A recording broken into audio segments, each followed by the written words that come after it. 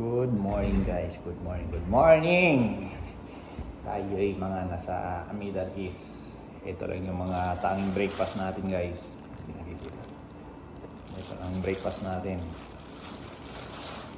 Ito, kobos. Pag nasa Middle East ka, kilala mo itong pagkain na to. Yan. Ito, ang kailangan lang natin. Itong dahil pagkain mga kasambahay ganito lang. Tapos itlog, toppings, tapos carrots, yan. Carrots, tapos bell pepper, yan. Tapos cucumber, yan. Ito lang mga ganitong pagkain lang pag nasa Middle East ka para makatipid guys. Masayang-masaya na tayo. Yan. Tapos after that, lagyan natin dyan na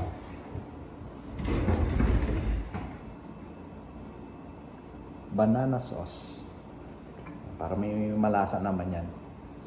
Para makasurvive lang sa pangkain, pang araw-araw. Mga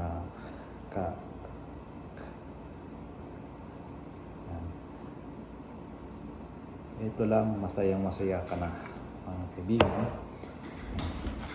Tapos ano natin siya ng lettuce.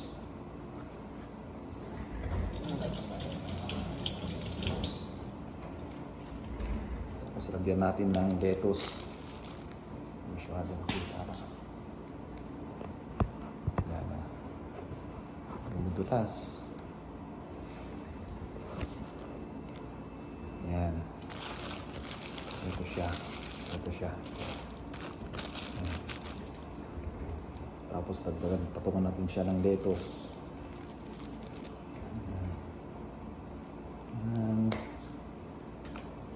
Himayin mo natin yung lettuce para maganda-ganda siya.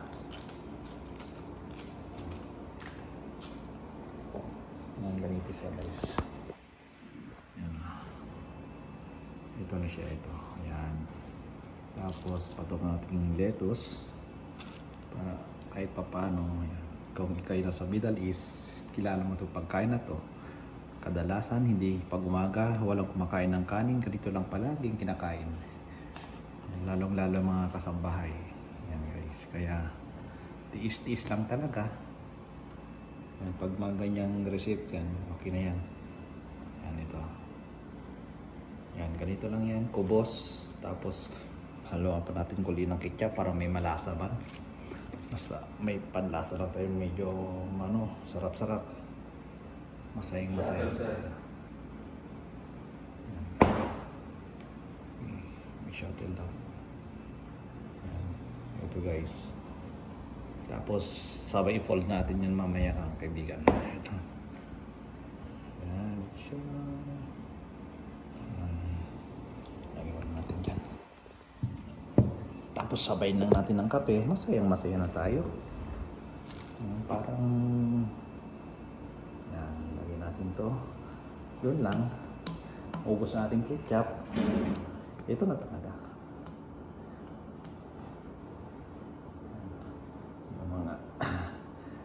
Yung mga pinapadala namin dyan sa Pilipinas na pag may padala namin yung pera, kala mo sinong mayaman na pero hindi mo alam. Kami nandito sa ibang bansa, ganito lang kinakain namin, nagtitiis para meron lang may padala sa inyo. Yan guys, ganito lang. Yan, masaya na kami pag ganito. Itong pagkain namin sa umaga, hindi kanin, puro tinapay lang. Yan. Para makatipid lang, para may padala. Yan. Tapos, lagyan ng tissue dito sa ilalim para hindi mahulog. Ganyan. Yan, ito na. Ito na yung finished product. Yan guys. Ito na siya, parang shawarma na. Ayan guys. Geng-geng, di ba? Masarap. Kaya ito ng breakfast natin. Yan, para makatipid tayo, para mayroon tayo maipon at may padala. Kaya hanggang dito na lang. Bye-bye!